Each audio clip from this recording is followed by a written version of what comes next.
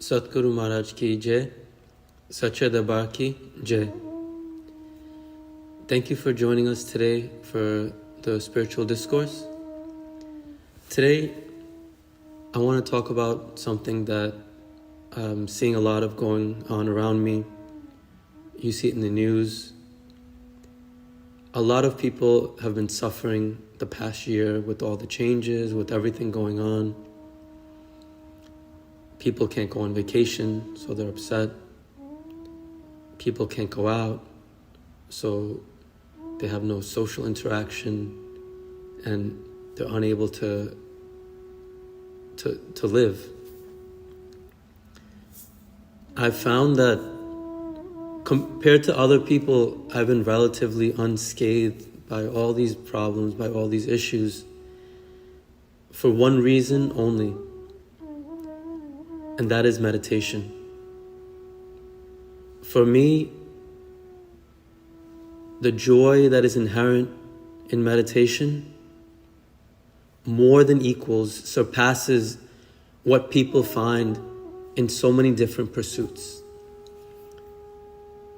It's not that going out, going on vacation, enjoying your life is inherently bad. But there is joy, a divine inspired joy that always exists within you, that is always inside of you. But because we don't know how to access it, we go without, we abandon it. And we spend our entire lives revolving around this idea: how can I find some measure of happiness? How can I find a little bit of joy? And we go all over the place seeking a little bit of joy. And the past year has made it evident, has made it very clear that when we're stopped, we're prevented from seeking this thing, people's mental health suffers because they don't have that joy. What if everyone knew how to access this joy, this feeling that you get within themselves? What would life look like? What would your life look like? And is this something that you want? Is this something that is valuable to you? It's valuable to me. It's been absolutely valuable as I see it in the past year, where millions and maybe billions of people have been suffering. So I want to take a look at what I do, what other people have done in the past to access this divine joy within. So let's look at some of the factors in our own lives that prevent us from experiencing this joy, from living our life to its fullest. One of the main things is fear. Fear of the unknown. Recently, many people are afraid over something that is largely unknown, is a big question mark. And we don't like not knowing things. But I don't know what's going on right now on the other side of the world. I'm not affected. I don't know what's going on right now down the block. I'm not affected. We don't know a lot of things, but it's when we focus and obsess over what we do not know, it creates a reaction of fear, of uncertainty. And we become prisoners of that fear, prisoners of this idea.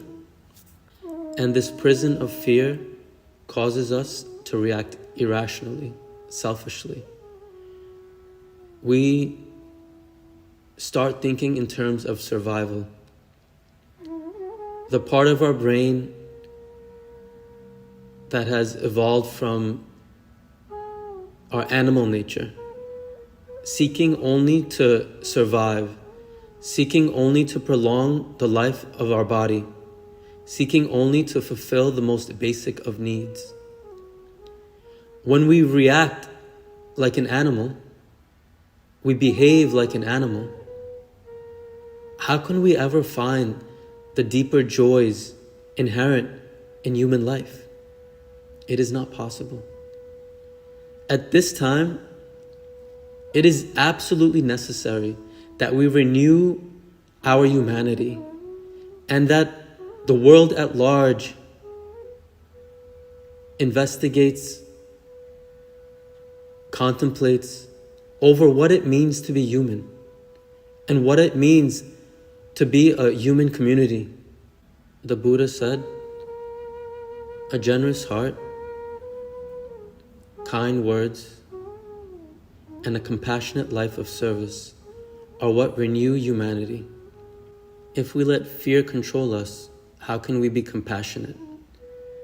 The nature of an animal and the nature of a human being is not compatible. The Buddha existed in a time of great turmoil. There was war, there was disease, there was pestilence.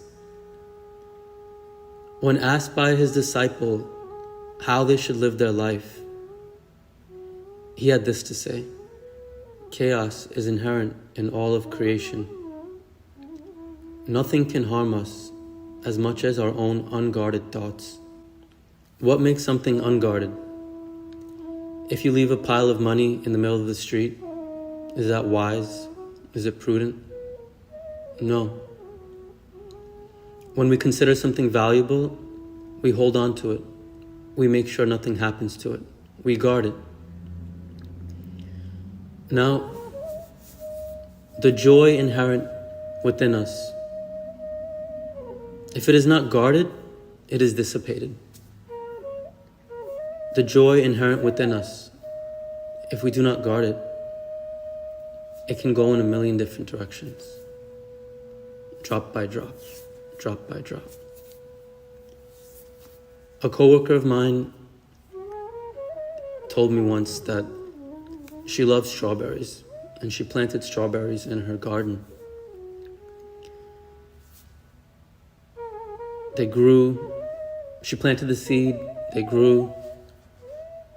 She started seeing the buds, she started seeing the berries. But before she could ever pick those berries and eat them, a bird would come, take it away. Squirrels would come, eat the berries before her. She had done everything. Planted the seed, she fertilized, really took care of them, make sure everything was perfect. The problem was that those berries weren't guarded. The things that she valued weren't guarded. So she couldn't enjoy all the hard work that she had already put in. What she did, she built a little enclosure, a little cage, protected the berries. Birds didn't eat them anymore, squirrels didn't eat them, and she was able to enjoy them. In our own lives, we work hard to build something. In our spiritual life, we work hard to build joy. But do we think about protecting it? And do we think about what it means to protect it? Do we think about what aspects of our lives are like those birds and like those squirrels, coming and taking away the joy, picking and eating? So we put in the hard work, but we are unable to enjoy. In the life of Saint Francis, we find a combination of the ideals of the Buddha and a perfect example of how to guard what is valuable to you. So, if you're not familiar with the life of Saint Francis, he was born into a wealthy family. His father was a silk merchant. They were millionaires, and he lived a millionaire son's lifestyle. His main occupation was throwing parties, enjoying his life, having the best food, having the best clothes. He was highly educated, and his entire life revolved around just having a good time, anyone would be envious of the life that he lived. He also greatly valued being popular, being important. So one day, he joined the army, and he joined in on a battle against a neighboring province. In that battle, many of his friends died. He watched them die in front of his very eyes. And he was thrown into prison.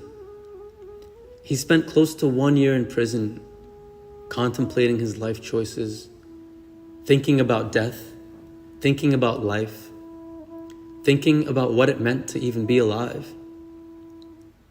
When he was released, he went back to his former life, but something gnawed away at him. There was something that had changed him. While he was in prison, he had a vision of Christ. And eventually, he started withdrawing from the parties, from his friends, from the riches that he had enjoyed his whole life. And he decided to seek answers. He started praying and going away to a cave to meditate. And little by little, he discovered something. He realized something. All that he enjoyed, all that he had done, had served one purpose: to distract him from the joy that he was receiving in that cave, remote from everybody, separated from everybody that he knew, separated from his father's money, barely doing anything but praying and meditating. And a great joy was overflowing in his heart. And he spoke to God. During this period of his life, separated from all the things that he thought brought him happiness, he discovered true happiness. Now, if he had never joined the army, if he had never seen great suffering, if he had never contemplated about death, would he have ever figured out that it was all this multitude of activities that was actually sapping away the divine joy that was always with him? It's like at work, we have a client. He's suing his neighbor because for, I think, the last 20 years, when they built the houses, they were built attached together. And that neighbor had the electrician wire the electricity so that more than half of the electricity that he uses is being paid for by the other guy. So 20 years, he's this guy's paying the bill, always wondering why his electric bill is so high. They come in, someone comes to inspect. Say, hey, all these wires, they're not going to your house. They're going to the guy next door. So he's suing. All these years, I was paying for this, but I wasn't getting the benefit of it. I wasn't getting the benefit of this electricity. So St. Francis realizes all these years, these things I've been doing to enjoy my life were actually sapping the true joy from my life. So what does he do? He prays, he meditates. He's inspired to teach other people. He's inspired by this great love that's bubbling up within him. He goes to the poor, the needy, tries to help them. He goes to the sick, the lepers. And this is completely contrary to his personality before he ever discovered this joy within. He only surrounded himself with the best, with the most beautiful, with the wealthy. with the well-connected. His life does a complete 180. Now he seeks out the poor. He seeks out the downtrodden. He seeks out those in need and he helps them. He tells his disciples of one of his first visions, his first experiences of seeing Christ. He's riding a horse, and in his path, he sees a leper. Leprosy is a terrible disease, skin falling off, sores all over. Someone who is a leper looks like they're on the verge of death. If you've seen like a zombie movie, it's like a living zombie. If you can just picture that. When he sees that leper, in his mind, in his heart, he feels that it is Christ. Feeling that it is Christ, he comes down from his horse,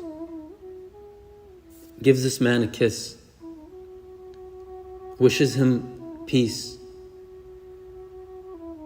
This man hugs him in return. In that moment, he feels so much joy and is so inspired.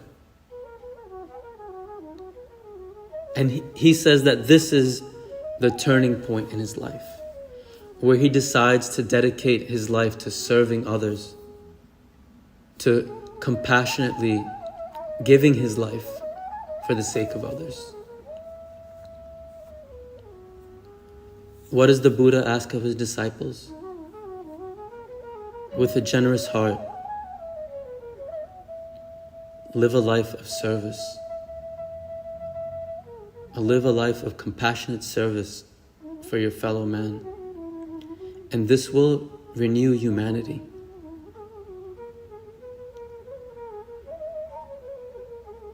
Right now, humanity is in need of renewal.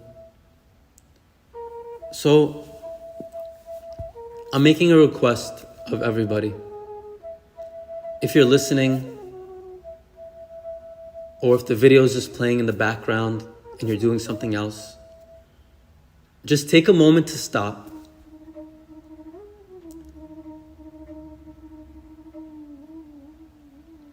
If you feel that there is too much suffering around you,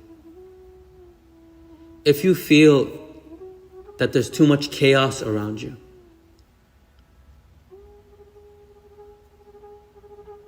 take the words of the Buddha. Take the example of Saint Francis. Find that generous heart. What did Saint Francis do? He meditated, he prayed deeply until he got an answer from God, until he discovered a well of joy within him. This well of joy, divinity is present in every human heart. So, like Saint Francis, find that well. Find that well of divine joy, tap it. Gain access to it. Gaining access to it, serve others. Share what you have. If, like me, during this whole time, you've been enjoying yourself, you've been enjoying your meditation, enjoying your divine connection, share it with another person. Why allow someone who's in front of you or next to you or involved in your life in some way, why allow them to suffer needlessly? Share this idea. There is divinity within. There is a well of joy within. Decide today to share this idea, to share this secret. Decide today to be kind in your speech. What is kind speech? The speech that relieves suffering. If one word you can say to another human being reveals this secret, hey, do you know that you're a millionaire? Do you know that you have this unending supply of wealth, of joy within you? And here's how you get it. Here's how you gain access to it. It's so easy to share that. So, this is my request. Share this message. If not this message, share your own message. What have you learned? That joy within is discovered through meditation, discovered through prayer. Once you discover it, you figure out that the birds and the squirrels that are eating your strawberries, the only thing that takes away that joy is distraction. Turning our mind outside instead of within are those birds, are those squirrels, taking away the delicious strawberries. What do we have to do?